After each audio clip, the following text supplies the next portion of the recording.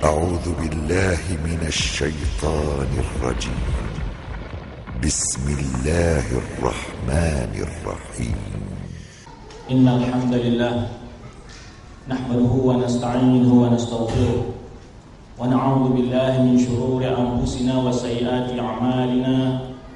من يهده الله فلا مضل له ومن يضلل فلا هادي له وأشهد أن لا إله إلا الله وحده لا شريك له وأشهد أن محمدا عبده ورسوله لا نبي بعده. Melihat kelompok yang menyimpang dalam mencintai Ahlul Bait. Pertama adalah mereka yang menyelisih Ahlussunnah wal Jamaah di dalam mencintai Ahlul Bait ini, itu yang termasyhur dengan kelompok yaitu Syiah Rafidhah. Itu yang mereka hanya mencintai sebagian dari Ahlul Bait dan membeda-bedakan antara Ahlul Bait, ya, membeda-bedakan antara Ahlul Bait. Kemudian banyak orang yang menganggapan bahwa mazhab Ahlul Bait adalah aliran Syiah Rafidhah yang tercela, sehingga isu tersebut menyebabkan sebagian orang membenci Ahlul Bait. Ini adalah persepsi yang salah dan keliru, bahwa mazhab Ahlul Bait bukanlah mazhab Syiah Rafidhah. Anggapan tersebut merupakan penghinaan dan pencemaran terhadap nama baik Ahlul Bait. Seakan-akan mereka adalah para penyuruh kepada bid'ah dan khurafat. Ya, hal tersebut sangat bertolak belakang dengan kenyataan yang sebenarnya, karena para Ahlul Bait tersebar di berbagai belahan pelosok dunia sesuai dengan menyebarnya Islam atau ke berbagai belahan dunia, ke berbagai tempat. Dan mereka menganut mazhab yang tersebar di masyarakat tersebut, yaitu mazhab yang masyhur, mazhab Hanafi, Maliki, Syafi'i dan Hambali. Dan amat sedikit sekali di antara mereka yang terpengaruh dengan aliran Syiah Rafidhah. Jika kita mencoba mengenal biografi para ulama Ahlussunnah wal Jamaah, niscaya kita akan dapati tidak sedikit di antara mereka adalah dari kalangan Ahlul Bait. Mereka adalah para pejuang agama dan memerangi berbagai bentuk bid'ah dan kesesatan serta para pelakunya. Demikian pula jika kita mengenal pusat-pusat kajian Ahlussunnah yang menyebarkan ilmu di Yaman, niscaya akan kita ketemui di sana para masyayikh dan dai yang menyebarkan ilmu adalah dari kalangan Ahlul Bait, yang mana dengan sebab keberadaan mereka banyak sekali manusia mendapat hidayah kepada jalan yang lurus. Para Ahlul Bait tidak pernah memiliki mazhab tertentu seperti yang dituturkan oleh sahabat Ali bin Abi Thalib ketika ia menjawab pertanyaan salah seorang sahabat, yaitu Abu Juhaifah radhiyallahu anhu, apakah kalian memiliki sesuatu yang tidak terdapat dalam Al-Quran? Ini bertanya kepada Ali. Pada kali yang lain ia bertanya, apakah kalian memiliki sesuatu yang tidak ada pada manusia lain? Itu maksudnya, adakah kalian memiliki khusus ilmu tertentu, wasiat tertentu, atau mazhab tertentu? Ya, maka Ali bin Abi Thalib menjawab dari pertanyaan tersebut. Ini apa kata Ali? Walladzi falaqal habba wal bara'an nasama. Demi zat yang membuka bijian dan yang menyebarluaskan keturunan manusia ini, ma'indana illa ma fil Qur'an. Tidak ada kami miliki kecuali apa yang ada dalam Al-Qur'an, kecuali pemahaman yang diberikan Allah kepada seseorang tentang kitabnya. Ada yang orang lebih tahu tentang kitab Allah, itu yang bedanya itu saja. Kami tidak punya wasiat khusus, tidak ada sesuatu. Ya. Wa ma fis sahifah. Ini atau apa yang ada dalam lembaran ini, kata Ali. Ini wa ma fis sahifah, karena di dalam sarung pedang Ali itu, tempat pedangnya itu ada satu lembaran. Nah, orang-orang Syiah memprediksi itu adalah wasiat. Apa yang ada di lembaran yang ada di dalam sarung pedangmu itu? Qala al-aqlu wa fikakul asir. Al-aqlu ini maksudnya adalah penjelasan tentang diyat. Kalau orang membunuh orang tidak disengaja, makanya kalau diyat itu al-aql, itu dibayar oleh para keluarga si pembunuh. Kemudian wafikakul asir, yaitu karena ini hukum yang hubungan dengan apa? Dengan safe, ya, maka dimasukkan dalam sarung pedangnya oleh dia. Dan hukum-hukum tentang penebusan tawanan perang. Wa la yuqtalu muslim bi kafir, dan tidak boleh dibunuhnya seorang muslim dengan sebab membunuh seorang orang kafir. Nah, ini ungkapan Ali bin Abi Thalib, dan ini taruh dalam sarung pedangnya karena hukum-hukumnya berhubungan dengan safe, memang dengan senjata itu. Karena kalau berperang bagaimana ada adab dan seterusnya. Berkata Imam Syaukani tentang Ahlul Bait, mereka telah tertafarraqu fil basita, mereka terpencar ke berbagai daerah. Wa sakanul aqalim mutaba'idah, mereka tinggal di negeri-negeri yang berjauhan. Wa tamadzahaba, ini kullu wahid minhum, setiap mereka memiliki mazhab sesuai dengan mazhab penduduk negeri itu sendiri. Jika dia pergi mungkin ke Pakistan, daerah India, semacam itu mazhab di sana Hanafi. Kalau mungkin ke Asia Tenggara atau Asia kecil masih mazhab Hanafi, Asia Tenggara mungkin mazhab Syafi'i, mungkin ke bagian Afrika Maliki, ya. Nah, kemudian di bagian Jazirah Arab mungkin mazhab Hambali, ya, dan di negeri Syam mazhab Syafi'i. Nah, itu mereka tidak memiliki mazhab tertentu atau yang disebut mazhab Ja'fariyah dan seterusnya macamnya. Itu tidak dikenal di kalangan para Ahlul Bait. Itu hanyalah karangan dan bentukan dari orang Syiah Rafidhah.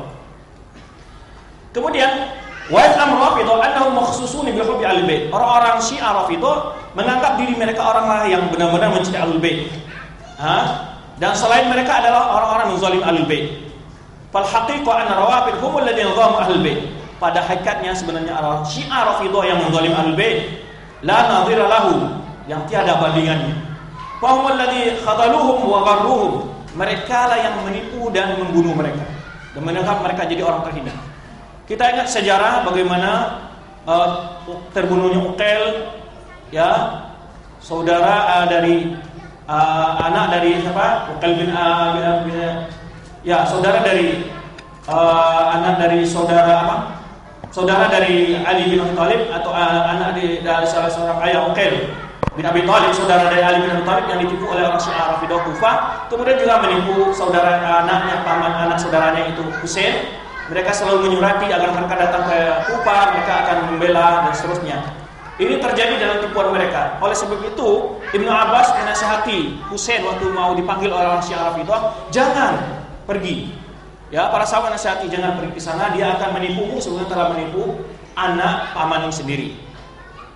Nah, ini terjadi ketika Tariq bin Ziyad mengepung Husain dengan anak-anaknya semacamnya itu tadi yang disebutkan siapa yang terbunuh di Karbala itu orang Syiah Rafidhah tidak membela. Padahal jumlah tentara sedikit sekali. Kalau seandainya orang Syiah Rafidhah, orang Kufah yang menulis surat mengundang Husain ke sana membela, bisa tidak terjadi mereka terbunuh, tapi mereka lari meninggalkan Husain. Ya, ini yang menyebabkan terbunuhnya Husain di sana. Mereka tipu. Kemudian watasabu fi raddi katsir min riwayat Ahlul Bait, dan juga mereka menyebabkan ditolaknya kebanyakan riwayat Ahlul Bait karena orang-orang Rafidhah yang bikin kebohongan.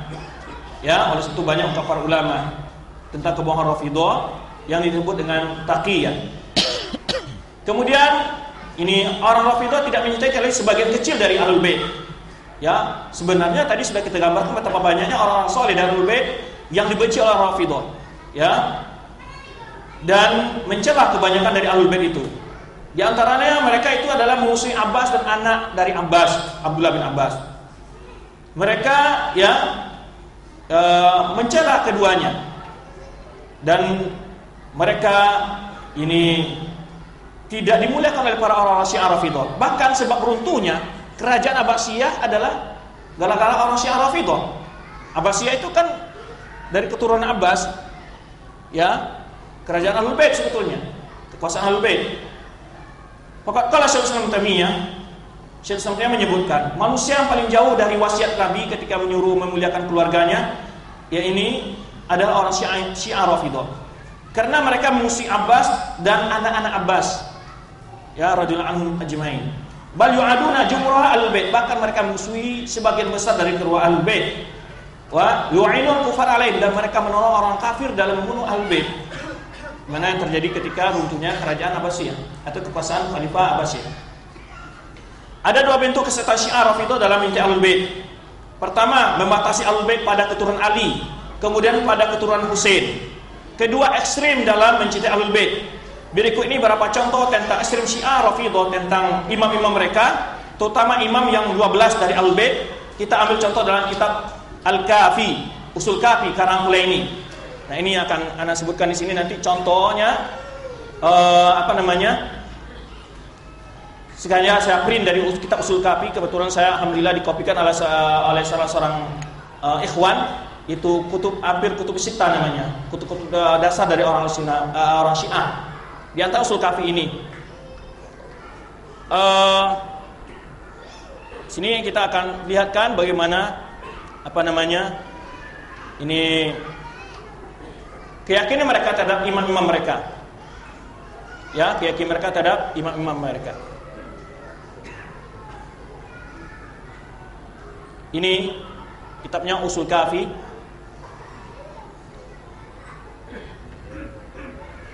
Ya, kitab Usul Kafi yang diagungkan oleh orang Syiah.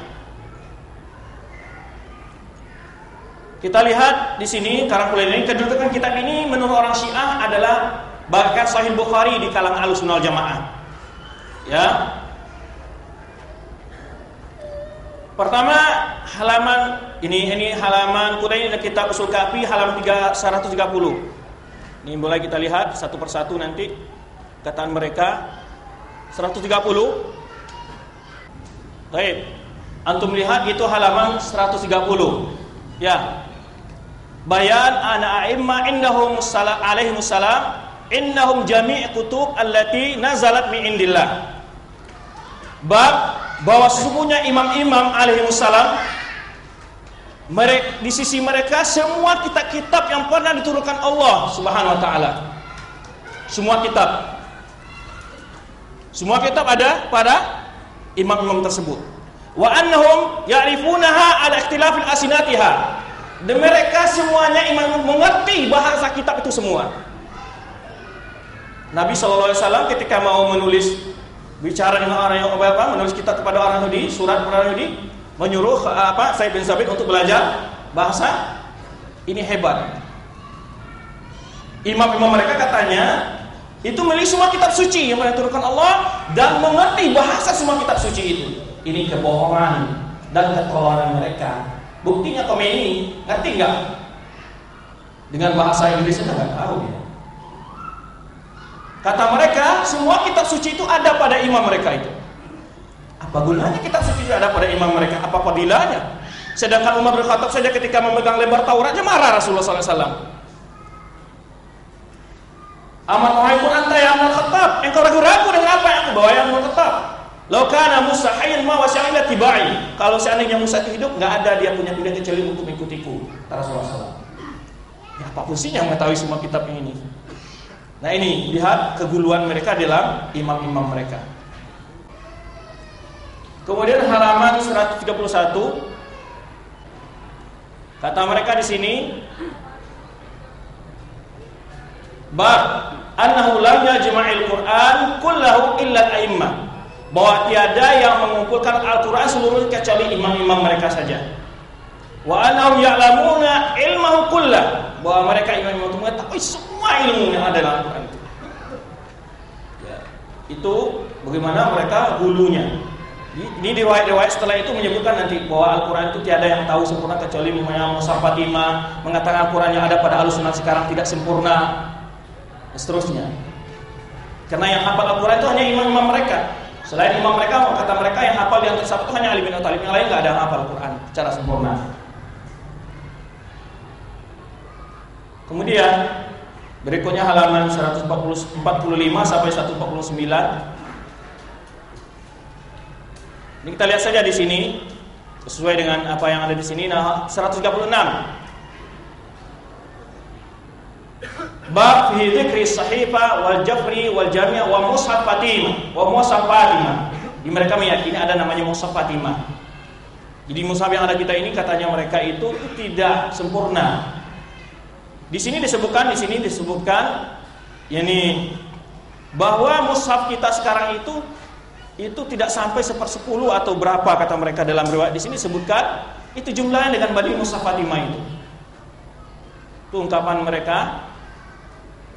Kemudian halaman 149 di sini bab ana-imma ya'lamuna ilma makana wa ma lam yakun wa ma yakun wa annahu la yakhfa 'alaihim syai'. Kata mereka di sini bahwa imam mereka itu mengetahui ilmu yang telah berlalu, semua ilmu yang telah berlalu dan ilmu yang sedang berlangsung dan tidak satu pun yang tersembunyi atas imam mereka. Mengetahui semua yang gaib.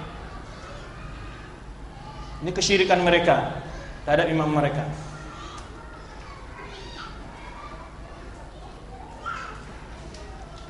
Ini halaman 449 di Ushul Kafi, bab taqiyah. Itu bab ketika dia menerangkan, di sini disebutkan nanti taqiyatu dini wa dini abai. Taqiyah itu adalah agamaku, kata Ja'far Shadiq. Ini nisbah yang bohong pada Ja'far Shadiq, dan agama nenek moyangku. Dan juga ada riwayat di sini menyebutkan siapa yang tidak bertaqiyah maka dia tidak punya agama.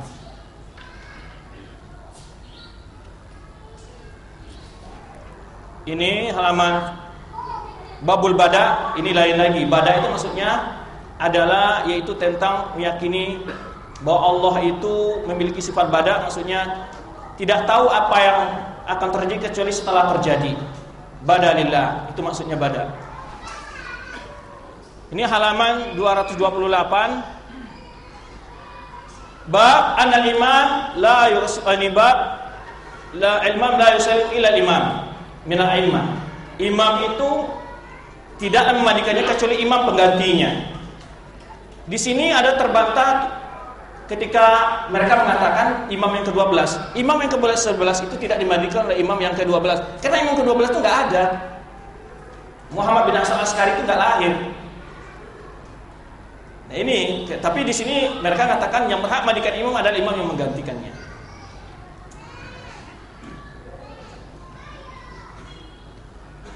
Kemudian ini keyakinan mereka tentang imam mereka lagi, bab fil a'immah annahum idza dhahara amruhum hakamu hukmi Daud. Bab bahwa sungguhnya imam-imam itu apabila nanti mereka berkuasa, mereka akan menyalakan hukum Nabi Daud wa ali Daud, bukan hukum Nabi Muhammad SAW. Maka oleh sebab itu orang Rafidhah dengan Yahudi itu adalah sangat akrab, karena tujuan mereka sama sebetulnya. Ada buku yang membuktikan alaqah sirriyah antara orang-orang alaqah rahasia antara orang Yahudi dan orang Syiah Rafidhah. Hasan Nasrullah itu banyak bukti-bukti dia itu kerjasama dengan orang Yahudi pada hakikatnya. Oleh itu ketika Hasan Nasrullah pura-pura perang dengan orang Yahudi, yang dihabisi orang Yahudi bukan Hasan Nasrullah tapi orang Ahlussunnah. Jadi mereka kalau berkuasa, pemimpin mereka itu menjalankan hukum siapa? Daud, Ali Daud. Ada kitab ini dikarang oleh seorang masyayikh kita, yaitu tentang Bajhul Judud Bisyawatil Arawafid lil Yahud, yaitu bagaimana sisi-sisi kesamaan antara orang Yahudi dan orang Syiah Rafidhah. Ya, kesamaan orang Syiah Rafidhah dengan orang Yahudi. Jadi kalau umum mereka itu muncul, kata mereka akan menjalankan hukum Daud dan hukum keluarga Nabi Daud. Walas alunal baina, mereka enggak butuh kepada saksi. Kenapa? Karena mereka mengetahui yang gaib.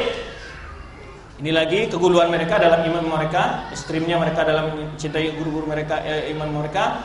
Bab anna mustaqal ilmi min baiti ahli Muhammad, bahwa semua ilmu itu sumbernya dari keluarga Nabi Muhammad. Kemudian annahu laisa syai'un minal haqqi, bab penjelasan bahwa tiada satupun yang datang dari kebenaran yang ada pada manusia kecuali semuanya itu datang dari a'immah ahlul bait. Wa anna kulla syai'in lam yakhruj min indihim fa huwa batil.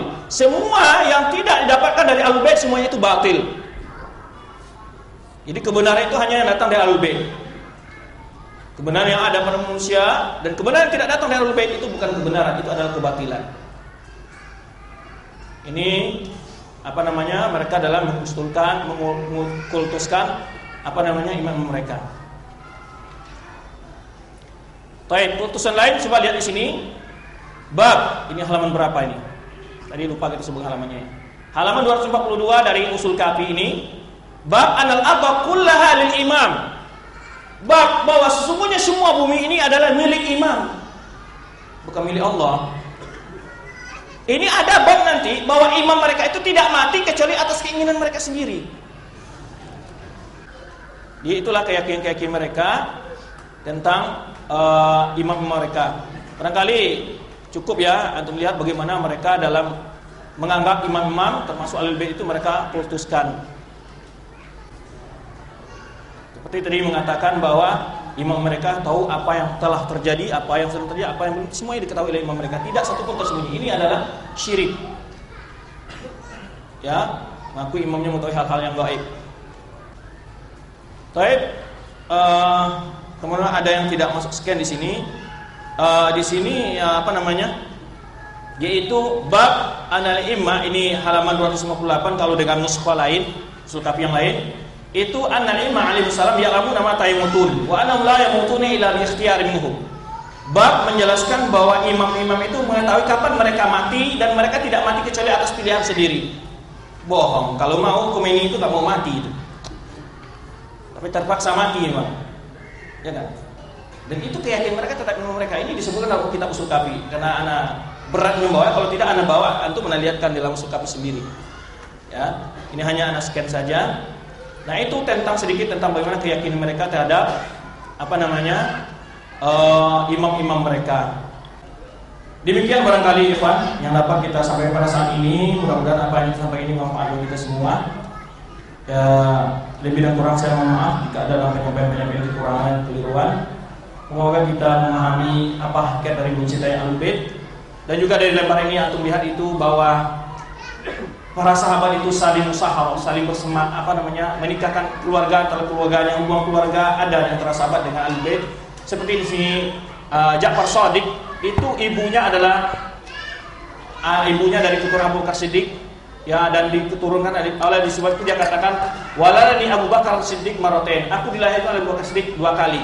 Kenapa? Karena Ummu Farwah, ibu dari Ja'far Shadiq itu adalah anak dari pernikahan Qasim, cucu dari Abu Bakar dengan cucu yang lain Asma. Itu ini Qasim menikah dengan anak pamannya yang perempuan, itu namanya Asma.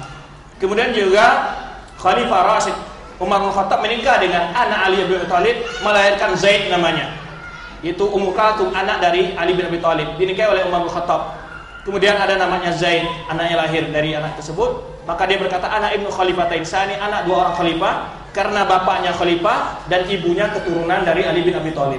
Jadi dari dulu tuh hubungan keluarga antara sahabat dengan Ahlul Bait sangat mesra, tidak sebagaimana yang disebarkan oleh orang Syiah Rafidhah. Kemudian dalam lembaran yang kecil di sini itu adalah beberapa sahabat yang menikah dengan Ahlul Bait. Ini itu barangkali antum bisa baca sendiri di rumah. Demikian saja, mohon maaf atas segala kekurangan. Semoga apa yang kita sampaikan dapat kita ambil faedahnya. Subhanallahi wa bihamdihi, asyhadu an la ilaha illa anta, astaghfiruka wa atubu ilaik. Wassalamualaikum warahmatullahi wabarakatuh. Jazaa'ul ihsani illa al-ihsan. Alhamdulillah wassalatu wassalamu ala Rasulillah wa ala alihi wa ashabihi wa man tabi'ahum bi ihsanin ila yaumiddin, amma ba'du. Tadi sudah dijelaskan kenapa orang-orang Syiah Rafidhah secara khusus dan secara umum orang-orang Syiah memerangi Ahlus Sunnah. Karena mereka meyakini bahwa Ahlus Sunnah halalnya darah dan harta mereka adalah, harta Ahlus Sunnah adalah halal. Tadi kita telah jelaskan sumber ucapan yang datang dari mereka tentang yang berkaitan dengan jiwa. Kita lihat berkaitan dengan harta.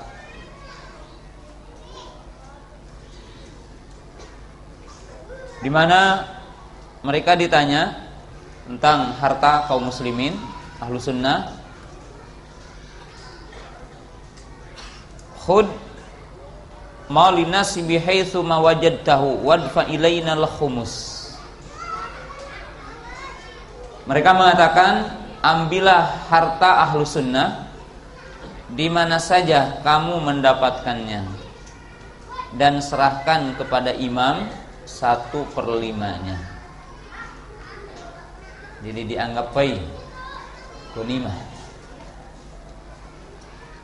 Adapun orang-orang Syiah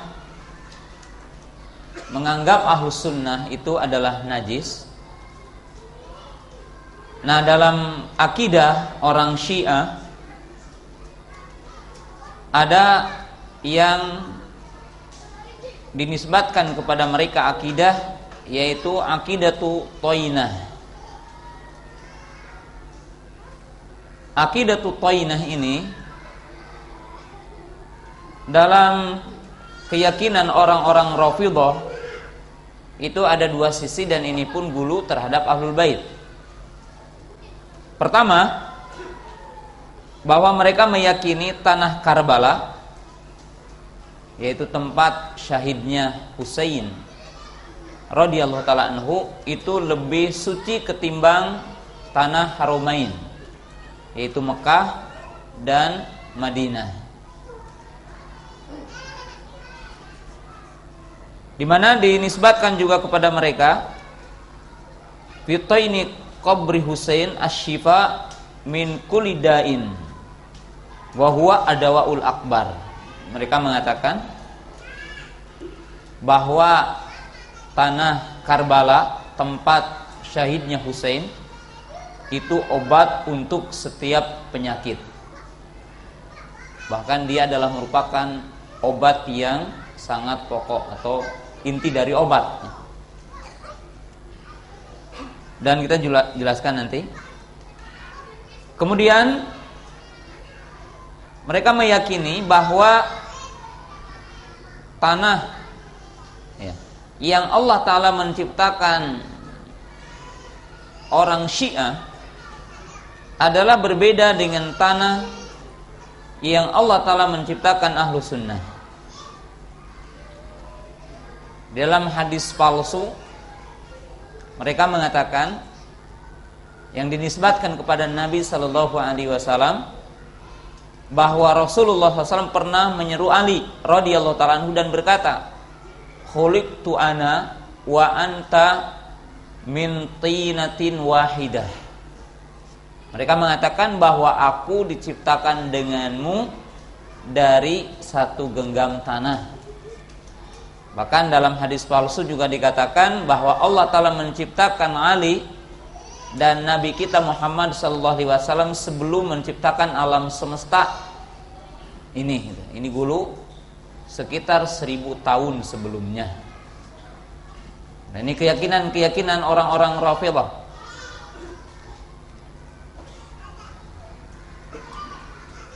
Maka dikatakan orang-orang Syiah juga meyakini, ya, di sini dikatakan, sehingga dalam bentuk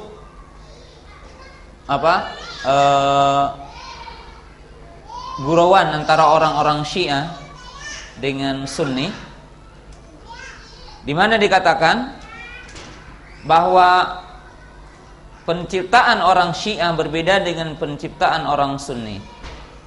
Lalu mereka mengatakan orang yang maksiat dari orang Syiah itu terpengaruh dengan tanahnya orang Sunni. Dan orang-orang yang baik dari Ahlu Sunnah itu karena pengaruh tanahnya orang Syi'i.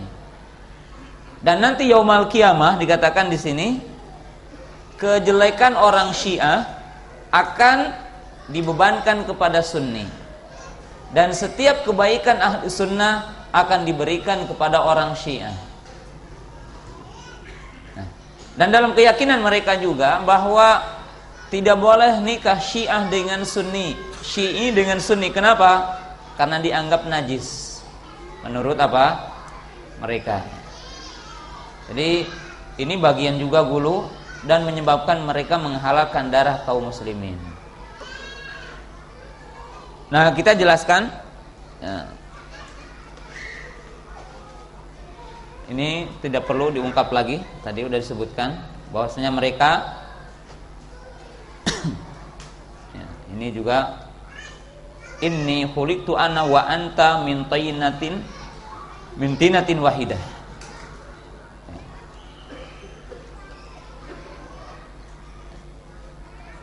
Kemudian kita lihat bentuk bagian gulu ya, orang-orang Syiah, bahwa mereka meyakini tanah Karbala lebih baik ketimbang tanah haram.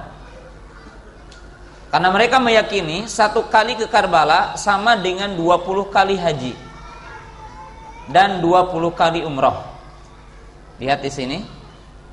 Man ata qabra Husain arifan bihaqqi fi ghairi yaumi idin kataballahu lahu 20 hajatan wa 20 umratan. Barang siapa yang datang ke kuburan Husain dan dia tahu tentang haknya bukan hari raya, maka Allah Ta'ala akan menulis baginya 20 kali haji dan 20 kali umrah. Dan haji ke Karbala lebih afdal ketimbang menunaikan haji ke Baitullah. Dan wukuf di Karbala lebih baik ketimbang wukuf di Arafah. Lihat di sini, wa man atahu yauma arafata arifan bihaqi kataballahu lahu alfa hajjatin wa alfa umratin mabruratin mutaqabbilatin. Barang siapa yang datang ke kuburan Husain pada hari Arafah, itu tanggal 9 Zulhijjah, maka Allah Ta'ala akan menulis baginya 1000 kali haji dan 1000 kali umrah. Bahkan ada seseorang yang bertanya kepada salah seorang tokoh mereka, qala inni hajjatu tis'ata asyarata hajjatan wa tis'a asyarata umratan. Lalu dijawab, hujji hujjatan ukhra wa'tamir umratan ukhra taktubu laka ziyarat qabral Husain. Ada orang yang telah menunaikan ibadah haji 19 kali dan menunaikan umrah 19 kali. Lalu Syang Syekh mengatakan, haji sekali lagi, umrah sekali lagi, maka sama 1 kali ke kuburan Husain. Jadi ini mereka, maka mereka melakukan ibadah haji hanya takiyah saja. Jadi mereka menunaikan ibadah haji hanya takiyah. Dan ini gulu kepada Ahlul Bait. Nah, kemudian kita lihat di sini bentuk penganiayaan mereka kepada Ahlus Sunnah dalam sepanjang sejarah. Dan di sini saya tidak menukil semuanya. Nah, bahwa bagaimana mereka menghalalkan darah Ahlus Sunnah. Sejarah membuktikan, pertama, mereka senang dengan syahidnya Umar ibn Khattab radhiyallahu ta'ala anhu. Karena orang-orang Syiah Rafidhah mengagungkan pembunuh Umar, Abu Lulu'ah al-Majusi. Kuburannya dijadikan monumen, kuburannya dibikin bangunan, dan mereka bertawasul, beristighosa dengan Abu Lulu'ah. Mereka menamakan Abu Lulu'ah dengan waliullah, wali Allah. Kedua, mereka bersekongkol dalam pembunuhan Utsman. Ketiga, mereka bersekongkol dalam pembunuhan Ali radhiyallahu taala anhu. Ya, bahkan bisa dilihat ya dalam sumber-sumber yang sahih bahwa Ali radhiyallahu taala anhu menumpahkan penyesalannya, artinya menampakkan kekecewaannya. Tapi bukan kecewa dalam arti dia putus asa, bukan. Tetapi Ali bin Abi Thalib radhiyallahu taala anhu kepada orang-orang Kufah, ya, itu menampakkan rasa kekecewaan kepada mereka yang mereka itu telah mengkhianatinya.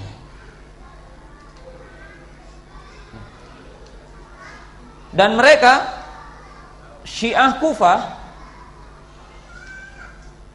dalam kisahnya, di mana mereka membohong kepada kepada Al-Husain ibnu Ali, sebagaimana tadi dijelaskan oleh Syekh, bahwa Al-Husain ibnu Ali mengutus Muslim ibnu Uqail untuk mengetahui kebenaran mereka, karena mereka mengatakan akan membai'a Al-Husain dan mereka jumlahnya 12.000 orang. Tetapi dalam potongan kisah itu bahwa Yazid ibnu Muawiyah mengutus seseorang yang bernama Ubaidillah ibnu Ziyad. Ya. Kemudian setelah Muslim ibnu Uqail itu datang ke sana dan memastikan bahwasanya mereka betul-betul akan membaiyah Ali radhiyallahu taala anhu, maka dalam potongan kisah itu Muslim ibnu Uqail itu dibunuh oleh Ubaidillah ibnu Ziyad. Dan dalam akhir kata, yang tadinya 12.000 orang itu akan membai'ah Al-Husain ibnu Ali, maka tertinggal hanya 30 orang saja. Karena Ubaidillah ibnu Ziyad dialah yang bikin propaganda supaya meninggalkan Al-Husain ibnu Ali radhiyallahu taala anhu. Maka tinggal 30. Dan dari 30 ini tinggal 7 orang saja yang bersama Al-Husain ibnu Ali, dan semuanya dibunuh. Tinggal seorang Al-Husain ibnu Ali radhiyallahu taala anhu. Dia diam di rumah, dan Ubaidillah ibnu Ziyad hampir membiarkannya waktu itu. Tapi tiba-tiba datang Sarmad namanya, Sarmadun. Ya. Dia mengatakan, kenapa dibiarkan Al-Husain ibnu Ali? Kemudian setelah itu dibunuh Al-Husain ibnu Ali radhiyallahu ta'ala anhu, dan kepalanya dibawa, ya, dihadapkan waktu itu. Adapun kisah tentang Yazid bin Muawiyah, yang jelas bahwa kisah yang benar Yazid bin Muawiyah tidak ikut dalam pembunuhan itu. Tetapi yang jelas bahwa Ahlu Kufah lah yang membunuhnya. Tetapi Ahlu Kufah setelah itu mereka bikin cerita-cerita palsu, di mana ketika terbunuhnya Al-Husain ibnu Ali, maka mereka membuat fitnah di atas fitnah. Setelah melakukan fitnah, maka mereka bikin fitnah yang baru, yaitu bikin bid'ah. Karena mereka mengatakan penyesalan atas membunuh Al-Husain ibnu Ali, di mana disebutkan bahwa langit hujan darah 3 hari 3 malam, sehingga ada ibadah yang mereka lakukan, penebusan dosa dengan cara seperti tadi, dengan pedang menyayat-nyayat, bahkan ada yang menjatuhkan diri dari tempat yang tinggi. Nah, mereka ini kisahnya dari tadi itu, karena mereka penebusan atas dosa mereka sendiri gitu. Dan ini kaum Syiah Rafidhah, ya. Kaum Syiah Rafidhah. Dan kisah yang tadi, yaitu tentang akidah Toiniyah, mereka meyakini bahwa tanah Karbala ini dalam sholat itu, sehingga dianggap sholat itu lebih sempurna kalau di tanah Karbala, sehingga mereka membawa kerikil Karbala. Apabila orang yang udah ke sana, maka di mana saja mereka sholat, maka mereka membawa kerikil Karbala itu untuk sujud, karena mereka menganggap bahwa sujud di Karbala lebih afdal ketimbang sujud di Baitullah, di Masjidil Aqsa, atau di Masjid Nabawi. Maka mereka membawa kerikil Karbala itu, dan ini bentuk bulu ya terhadap kisah tadi Ahlul Bait. Sekitar 22 tahun mereka mencuri Hajar Aswad dari Baitullah, sehingga di Baitullah pada waktu Hajar Aswadnya tidak ada. Dan pada tahun 642 Hijrah, mereka mewasilahi kaum Tatar, kaum Mongol, masuk ke Baghdad. Dan pada tahun itu juga mereka membunuh Ahlu Sunnah, kaum muslimin yang ada di Syam, di Baghdad, tidak kurang dari 1 juta orang. Mereka bunuh. Dan para ulama mengatakan sejarah itu hidup dan sejarah itu kembali. Artinya apa? Apa yang dilakukan dalam sebagian belahan dunia hari ini dan di sebagian negara Islam mereka membunuh Ahlu Sunnah, maka itu adalah merupakan ulangan sejarah yang dilakukan oleh orang-orang Syiah, disebabkan mereka gulu berlebihan kepada Ali bin Abi Thalib radhiyallahu ta'ala Ahlul Bait, sehingga membuahkan akidah yang batil, akidah yang menyimpang, yang buahnya adalah mengkafirkan Ahlu Sunnah, menghalalkan darah Ahlu Sunnah, menghalalkan harta Ahlu Sunnah. Dan buahnya ini adalah dari apa? Dari gulunya mereka kepada apa? Ahlul Bait. Dan sebagai penutup bahwa orang-orang Syiah terhadap Ali radhiyallahu ta'ala anhu ada 3 kelompok, kata para ulama. Yang pertama yang dinamakan Syiah Tafdiliyah, alladzina yufaddiluna aliyan ala sairi sahabah wala yukaffiruna ghairahu. Yaitu yang pertama Syiah Tafdiliyah. Syiah Tafdiliyah ini orang-orang yang mendahulukan Ali dari seluruh para sahabat, tetapi mereka tidak sampai mengkafirkan Ali, maka mereka dikenal dengan Syiah Zaidiyah. Yang kedua adalah Syiah Tabri'iyah. Syiah Tabri'iyah alladzina yubarri'una ala sairi sahabah wa hum yuwalluna Ali wa Fatimah wal Hasan wal Husain wa Ahlul Bait. Wa hum yukafiruna ma'adahum, yaitu orang-orang yang mereka barok dari seluruh para sahabat kecuali kepada Ali, Fatimah, Hasan, Husain, dan 3 sahabat yang lain, itu Salman, Miqdad, Abu Dzar, dan selainnya adalah kafir menurut mereka. Maka ini adalah yang dinamakan dengan Syiah Tabri'iyah, dan ini kebanyakan Syiah.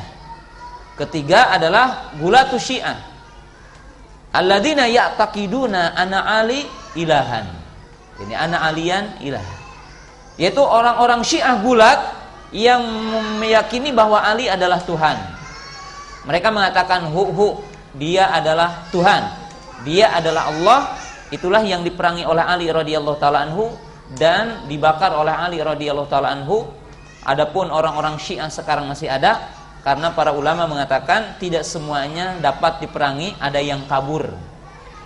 Ya, ketika Ali radhiyallahu taala anhu memeranginya, dan inilah sebagian kisah orang-orang Syiah Rafidhah dalam gulunya kepada Ahlul Bait.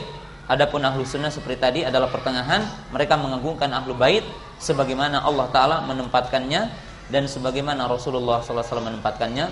Barangkali itulah yang saya bisa sampaikan sedikit berkaitan dengan Ahlul Bait, dan pembahasan yang seperti ini memerlukan waktu yang sangat panjang, pembahasan yang sangat luas. InsyaAllah di lain kesempatan kita membahas kembali. Wa akhiru da'wana alhamdulillahirabbil alamin.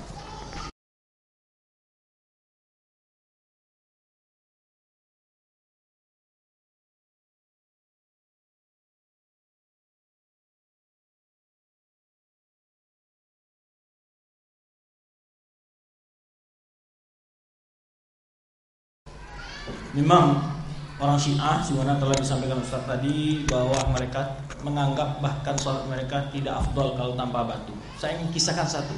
Ini di hadapan mata kepala saya. Yaitu saya sholat di sampingnya, itu batu ditaruh di sakunya. Ketika sujud dikeluarin. Nanti mau udah berdiri lagi dimasukkan di sakunya. Karena saya sudah intip, kalau saya sempat ditinggal saya mau ambil. Ini kisah saya tidak menyaksikannya, cuma ada teman nyeritain. Orang Syiah sholat di Masjid Madinah pakai batu itu. Pas mau sujud, teman nendang batu itu. Jadi sambil jalan dia ngejar batunya mau sujud.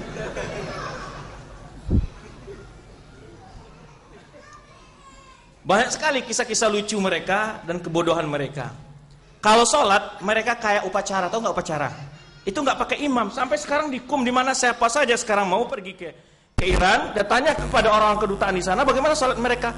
Sholat mereka itu imam nggak ikut sholat, komando aja.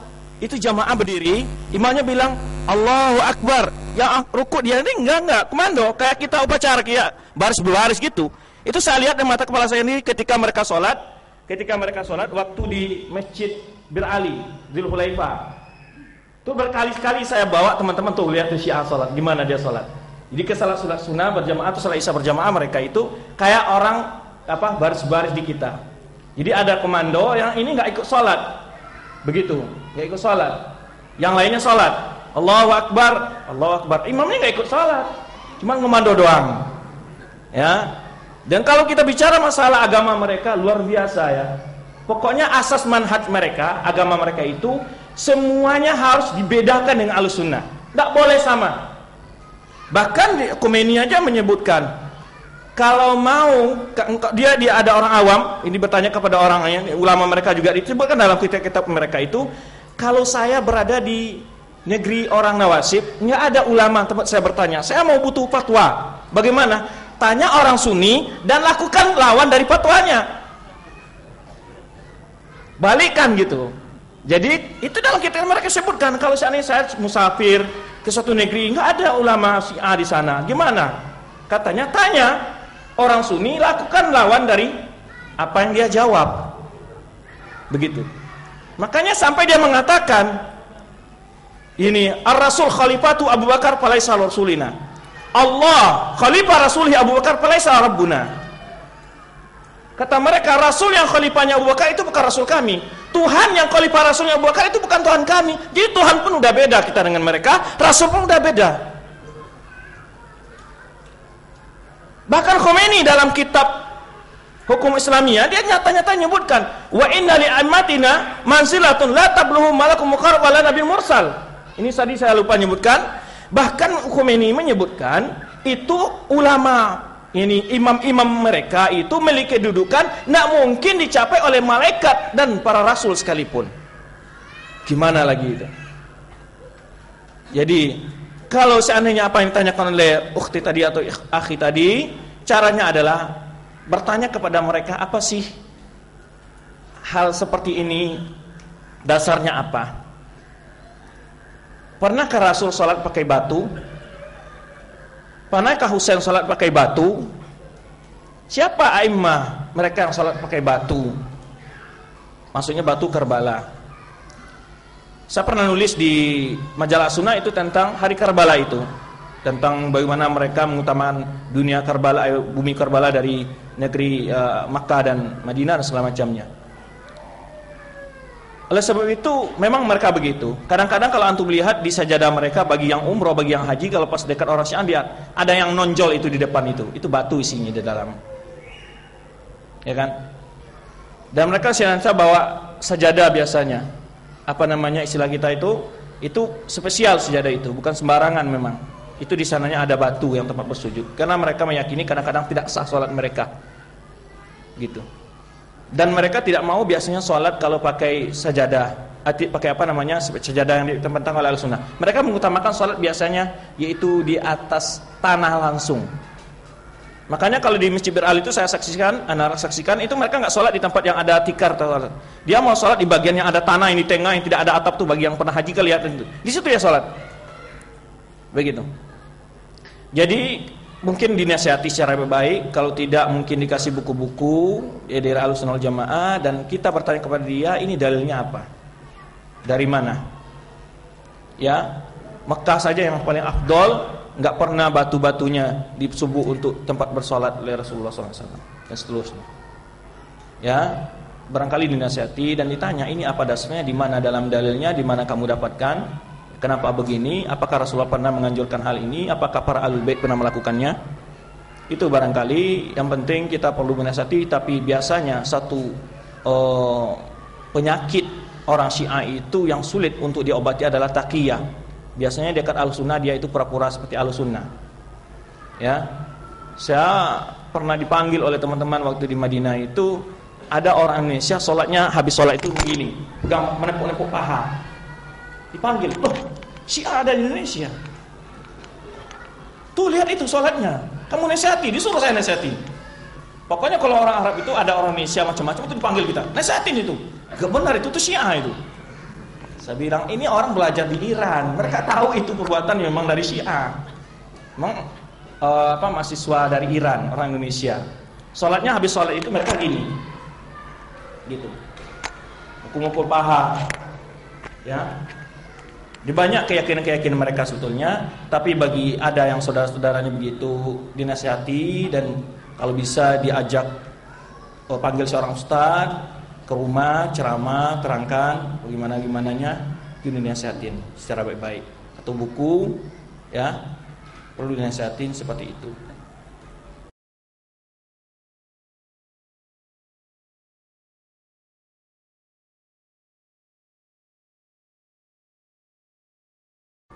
Apakah orang Syiah benci kepada Khawarij atau Mu'tazilah? Kalau dalam makna satu sisi yang lain, memang orang-orang Syiah benci kepada Nasibi. Sebab orang-orang Khawarij itu mengkafirkan Ali radhiyallahu taala anhu, sebagaimana kita tahu. Demikian orang-orang Mu'tazilah, karena yang menyelisihi Ahlus Sunnah tentang sahabat atau Ahlul Bait itu ada 5 ya. Syiah, kemudian Khawarij, kemudian Nasibi, kemudian Mu'tazilah. Artinya 4 kelompok ya. Orang-orang Mu'tazilah meyakini bahwa sahabat ridwanullah ta'ala alaihim, termasuk Ali, tidak punya kelebihan. Artinya manusia biasa, mereka maksiat, ya maksiatnya seperti maksiat manusia yang lain. Maka jelas ya bahwa dari sisi itu mereka benci kepada orang Khawarij. Hanya saja di dalam kenyataannya bahwa kaum Syiah mereka bersekongkol dengan siapa saja kecuali dengan ahlu sunnah. Mereka bersekongkol dengan orang-orang kafir, Yahudi atau Nasrani, yang penting tidak dengan ahlu sunnah. Itu prinsip yang sangat apa? Yang sangat pokok. Jadi mereka bisa bersepakat, bisa berkumpul dengan siapa saja selama itu mendukung keinginan mereka. Hanya satu saja, mereka tidak ingin dengan ahlu sunnah dan tidak mau dengan ahlu sunnah. Tetapi seperti tadi juga dijelaskan bahwa orang Syiah itu punya taqiyah. Selama mereka itu lemah dan tidak punya kekuatan, maka akan bermuka baik di depan ahlu sunnah. Baik mungkin antum bertetangga dengan orang Syiah, maka mereka akan mendengungkan persatuan, akan mendengungkan persaudaraan selama mereka itu lemah. Kalau mereka berkuasa, punya kekuasaan, punya kekuatan, punya manzilah, maka mereka akan melakukan kedoliman. Itu adalah usul akidah Syiah. Wallahu ta'ala a'lam.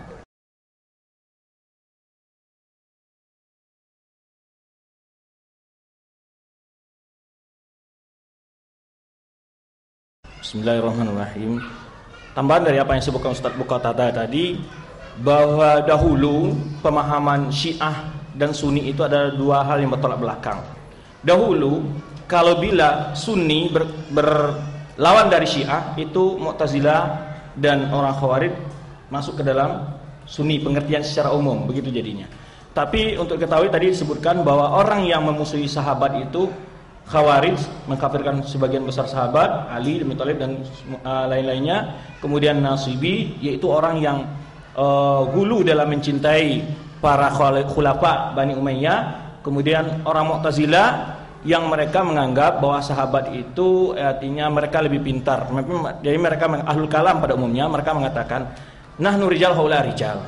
Tapi untuk diketahui dulu Syiah itu musyabbihah, mu'taqaddimin mereka. Untuk hari ini akidah mereka dalam asma sifat dalam Mu'tazilah.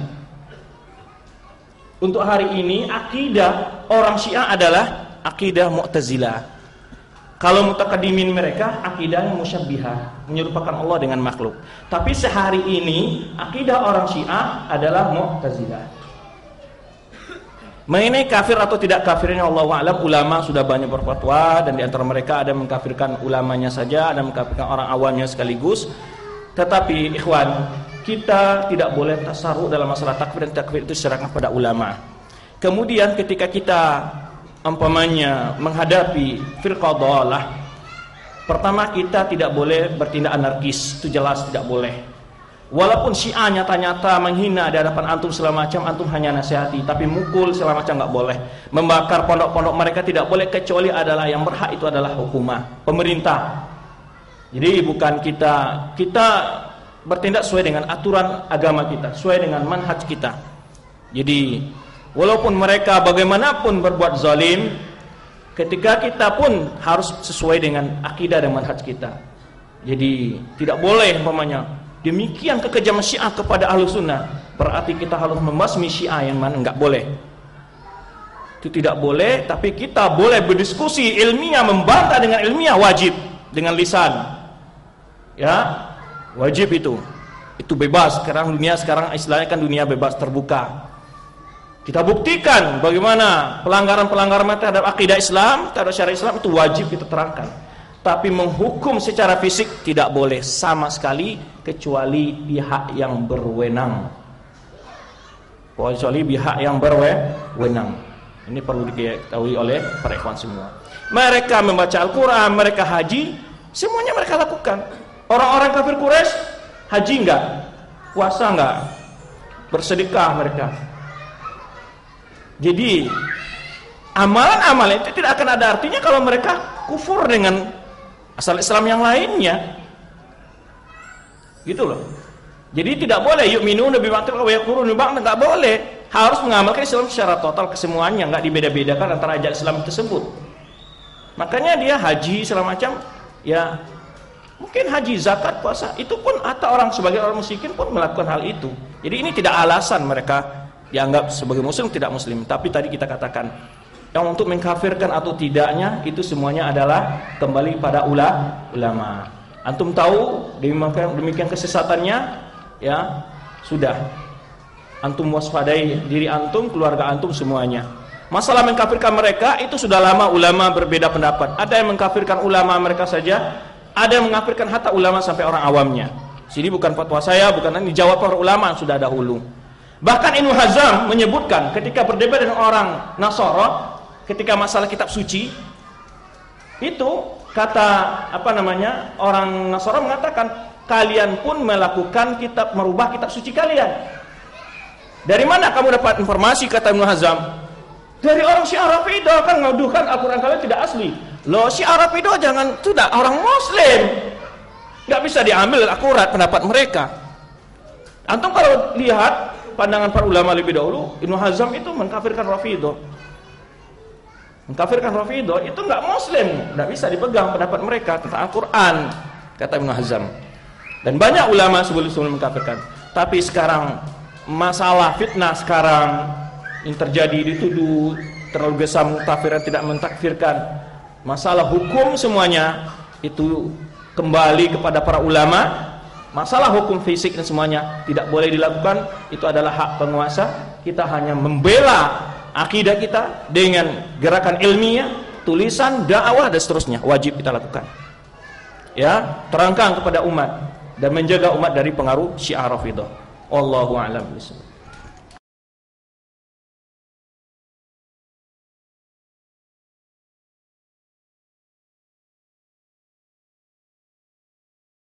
Nikah mut'ah itu nikah kontrak, tanpa wali, tanpa saksi, ya, tidak ada. Bukan nikah mut'ah, bukan nikah yang maksud yang kita nikah siri namanya, ya. Itu nikah di belakang, itu bukan nikah mut'ah. Kalau ada saksi, ada wali, ya ada mahar. Kalau nikah mut'ah tidak punya wali, tidak punya saksi, maharnya diberi kalau sudah selesai. Gitu. Cerainya nggak ada talak. Cerainya sudah, saya kontrak 3 malam selesai. Nggak ada idah, nggak ada apa-apa. Ya. Dan kenapa ulama Syiah gandrung ini? Karena memang senang. Gitu. Makanya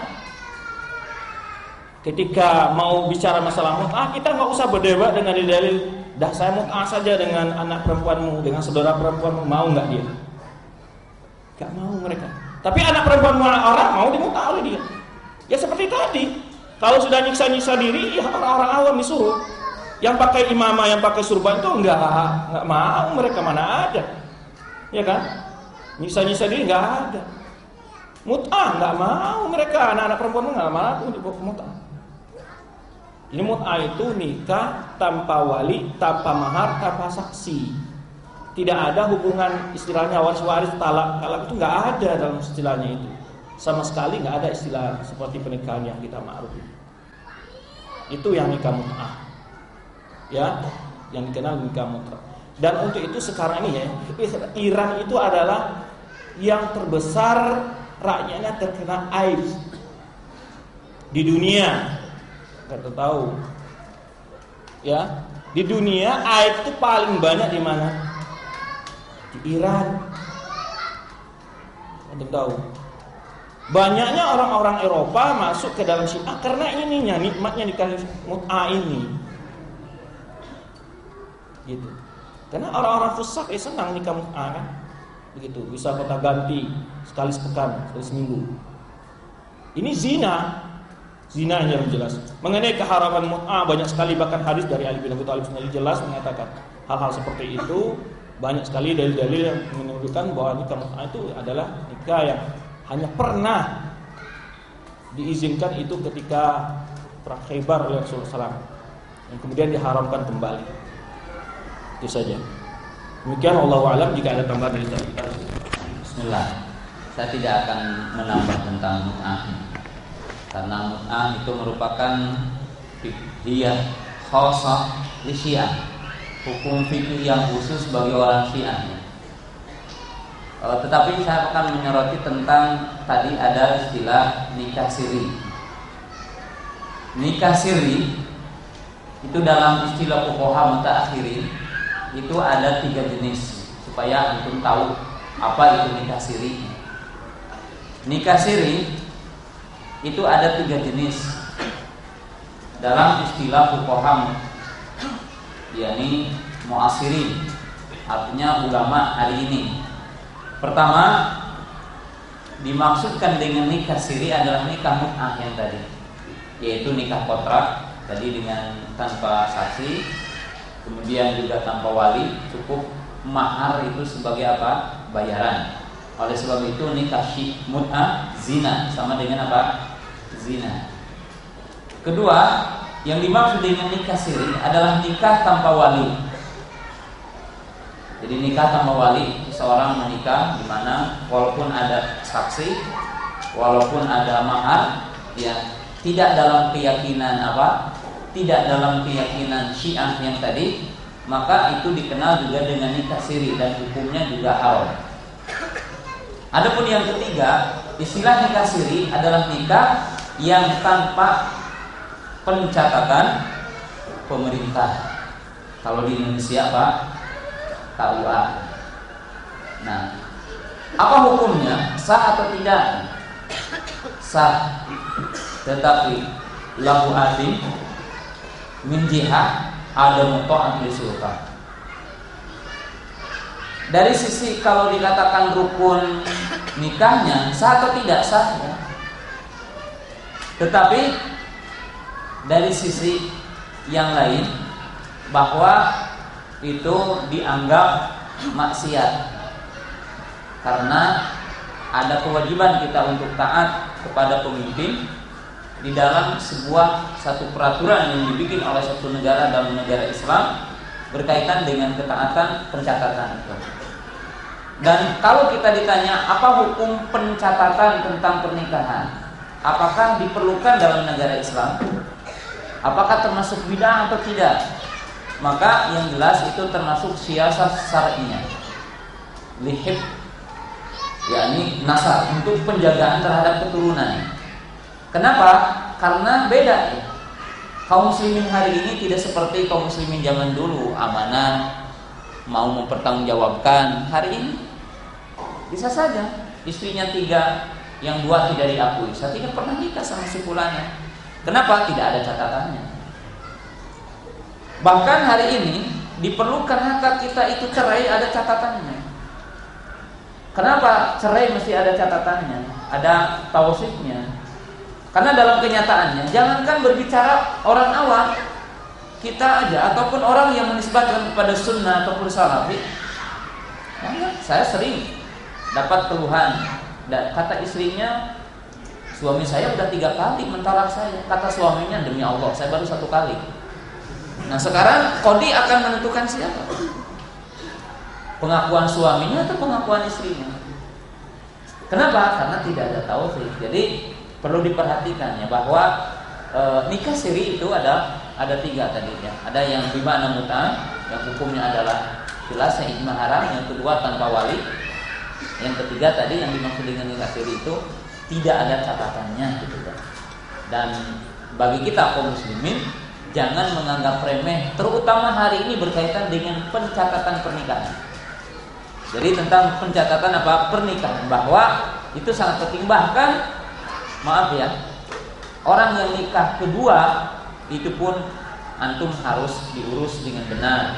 Kenapa? Karena dalam kenyataannya kaum muslimin, istri antum juga belum tentu ketika antum meninggalkan istri antum akan sesoleh seperti ketika ada antum.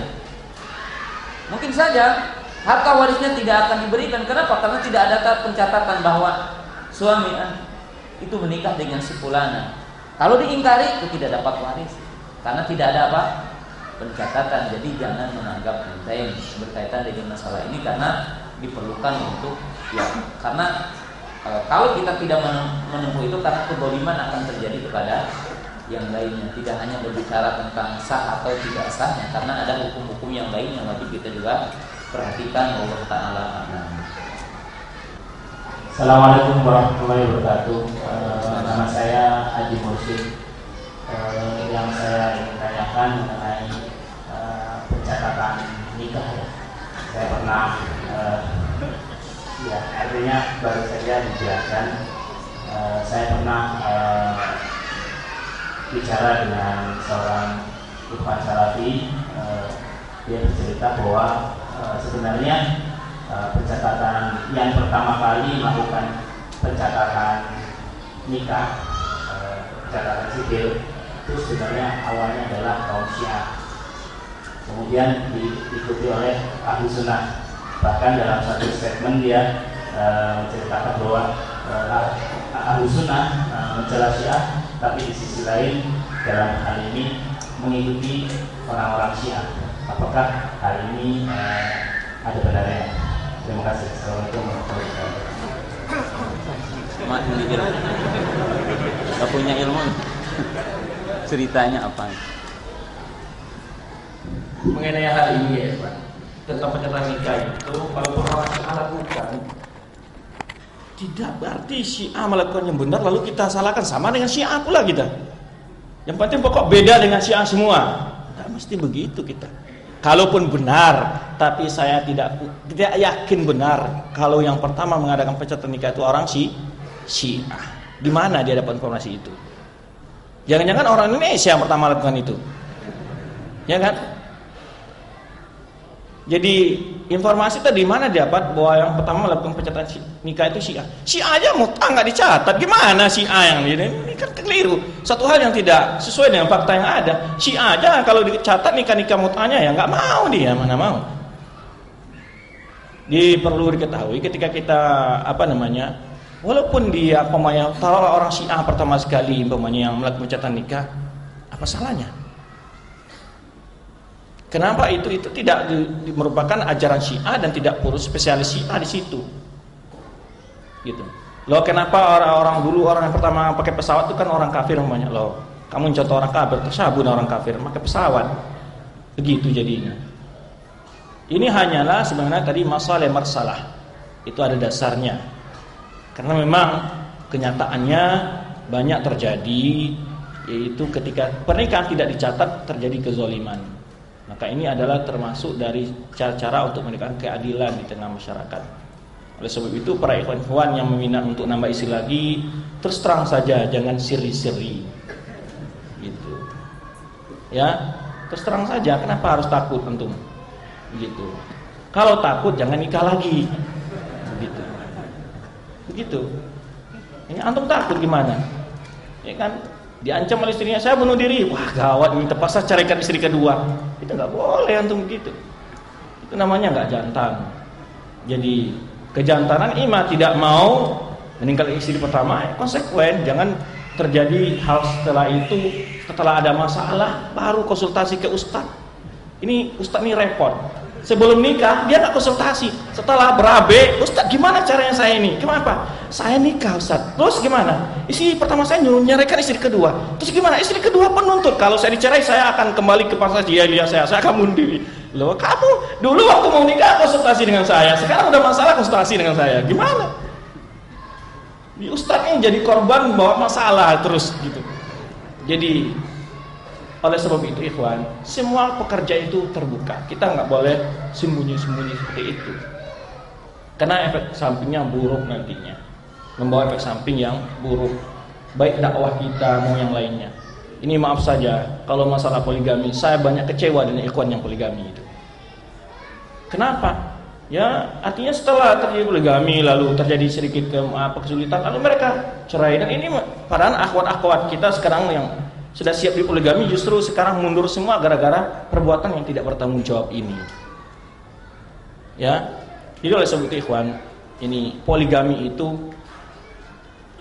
memang ada dasarnya, tapi tidak wajib gitu loh. Jangan dipaksakan. Kalau sudah tidak mampu jangan dipaksakan. Gitu. Karena kemampuan, pertama kemampuan materi itu jelas utama dong. Untuk istri pertama saja kata Rasulullah apa? Ya ma'syar syabab, man istata'a minkum ba'ata falyatazawwaj. Wahai para pemuda yang mampu untuk beri makan orang, nikah. Kalau nggak mampu apa suruh Rasulullah SAW? Ini nambah kedua. Gajinya pas-pasan aja untuk istri pertama. Tambah repot kan? Nah, kecuali dapat janda kaya nggak apa-apa. Allahu a'lam bishawab. Assalamualaikum warahmatullahi wabarakatuh. Yang saya tanyakan masalah tokoh-tokoh Syiah di Indonesia. Saya minta gambaran siapa saja atau tokoh-tokoh Syiah di Indonesia agar saya itu punya gambaran biar dia itu Syiah kita hindari dan dikasih tahu kan ke orang-orang yang kita kenal agar tidak mengikuti jejak-jejak ulama Syiah. Dan saya minta gambaran juga daerah-daerah mana di Indonesia itu yang sudah terkontaminasi dengan ajaran-ajaran Syiah ini. Terima kasih. Wassalamualaikum warahmatullahi wabarakatuh. Yang wajib diketahui oleh kita semua, yang paling pokok adalah mengetahui tentang usul-usul akidah mereka, usul ibadah mereka, usul amal mereka. Jadi pokok-pokok keyakinan mereka, pokok-pokok ibadah mereka. Adapun berbicara tentang masalah tokoh dan kita mentakyin tentang siapa tokohnya, maka terkadang berkaitan dengan Syiah sesuatu yang terkadang menjadi sulit. Ada dua sisi yang wajib antum ketahui. Yang pertama, makomnya adalah makom fitnah. Yang kedua, bahwasanya mereka adalah taqiyah. Jadi kalau antum mengatakan si fulan adalah Syiah, tokoh si fulan adalah Syiah, maka terkadang ketika dihadapkan dalam satu kenyataan, karena mereka punya taqiyah dan mereka menyebutkan statement yang berbeda dengan apa yang dia yakini dan sebagainya, maka itu sesuatu yang menyulitkan kita. Oleh sebab itu, bagi para dai tidak mesti kita untuk mentakyin seperti itu untuk kondisi hari ini. Walaupun mungkin ada beberapa yang memang mengakui secara tidak sadar. Salah satu contoh mungkin Jalaluddin Rahmat, di mana secara resmi ya di beberapa televisi di situ disebutkan debat Sunni Syiah. Berarti secara tidak sadar dia mengakui sebagai apa? Tokoh Syiah. Adapun yang lainnya, maka tidak ada yang mengklaim bahwa dia adalah sebagai apa? Tokoh Syiah. Maka dari sisi ini bagi kita semua juga bukan merupakan salah satu yang mungkin pokok hari ini untuk membicarakan sisi itunya, karena makomnya makom fitnah. Makomnya adalah makom fitnah. Adapun tempat-tempatnya, ya, yang jelas bahwa kalau berbicara tentang ajaran Syiahnya, ajaran Syiah ini telah masuk ke banyak pelosok-pelosok Indonesia dengan tanpa disadari oleh apa kaum muslimin ya, tentang ajaran Syiahnya. Bahkan kita mengetahui, dan maaf saya juga menyebutkan nama ya, karena ya perlu kita hanya menyebutkan di sini bahwa tokoh-tokoh pergerakan Islam itu banyak terpengaruh dengan Syiah, walaupun mereka benci Syiah, walaupun mereka mengingkari apa? Syiah. Itu disebabkan apa? Disebabkan mereka tidak mengetahui sejarah yang benar tentang para sahabat. Salah satu contoh, Sayyid Qutb rahimahullahu ta'ala wa asallahu ayyaku anhu, beliau termasuk lawan Syiah.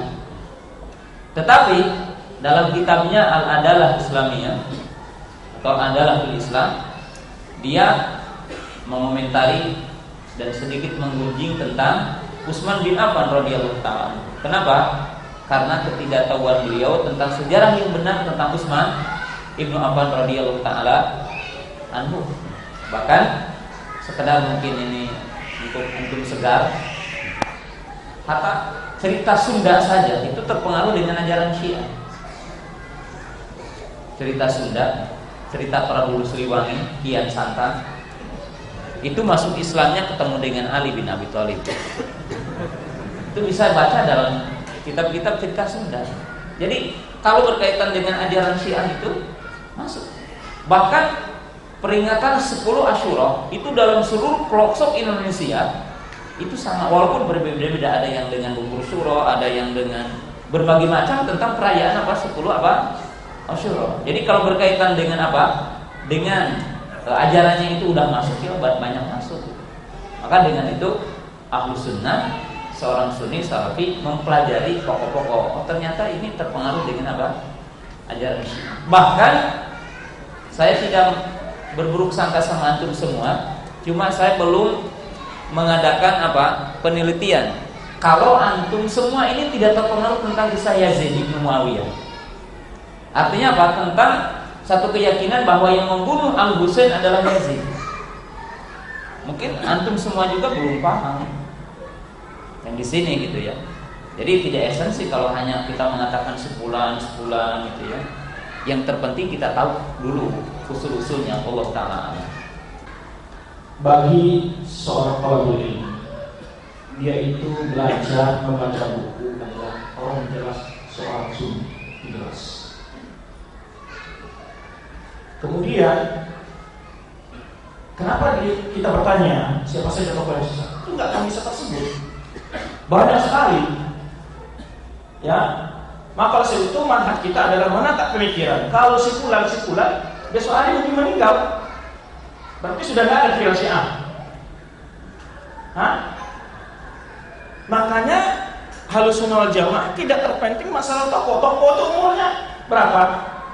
Pendek. Sebenarnya hari juga, apalagi kalau tokoh Syiah itu sangat sulit, ya bisa berpilah, tapi semacamnya. Kan begitu. Tokoh itu umurnya pendek, tapi pemikiran akan senantiasa yang mewarisinya. Maka oleh itu manhaj kita yang utama itu adalah melacak bentuk pemikiran.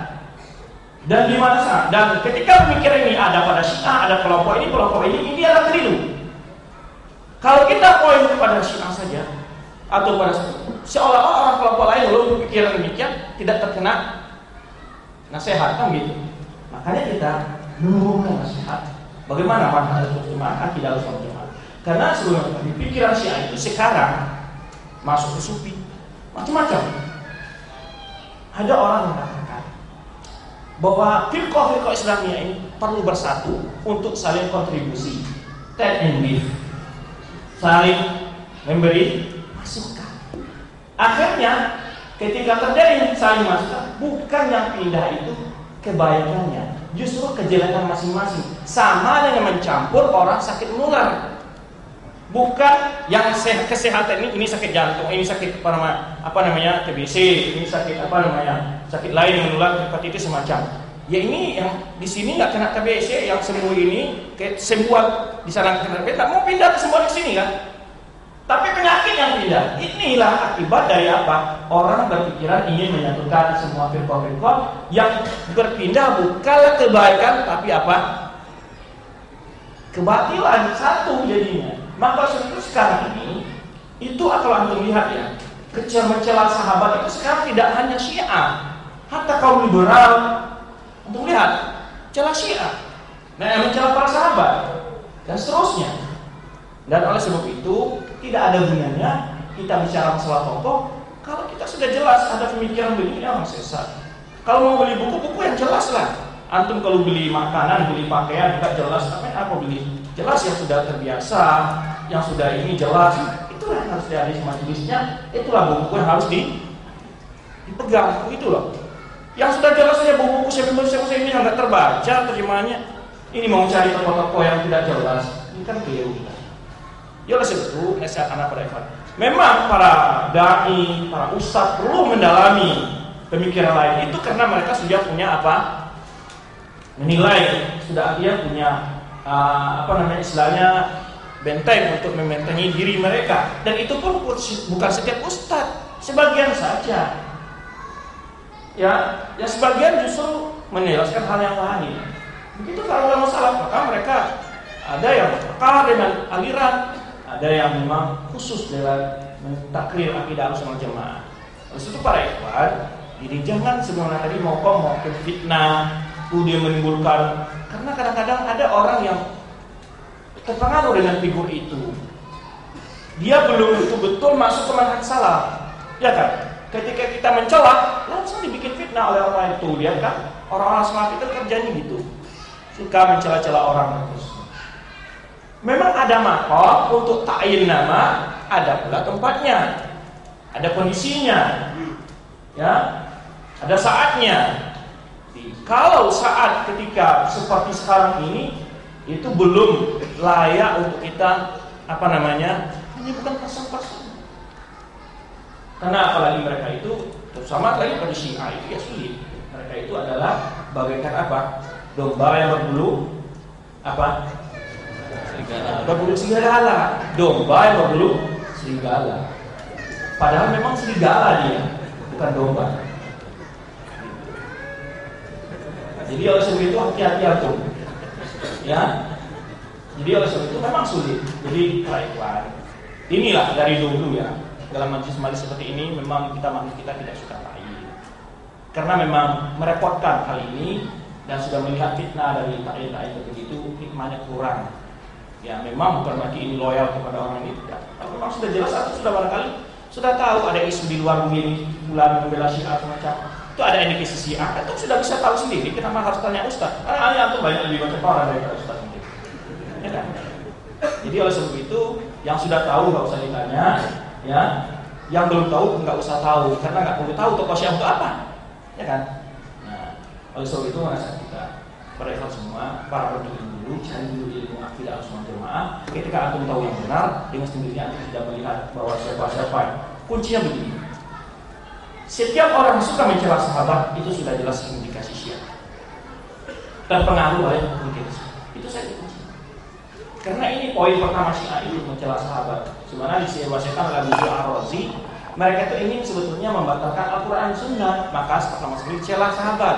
Karena siapa yang menyampaikan Al-Quran Sunnah kepada kita adalah sahabat. Kalau sahabat sudah dikafirkan berarti Al-Quran itu yang menyampaikan orang kafir, maka bisa dituduh apa tidak asli, bisa dituduh Sunnah tidak asli. Maka sebab itu siapapun orang suka menghina sahabat itu adalah alamat sebagai aliran sesat. Gitu. Demikian Allah alam. Kita terus di sini tidak ada lagi satu laginya. Dan mohon maaf karena waktu 15 kita, mudah-mudahan setelah dapat kita tambahkan. Subhanallah wa bihamdihi.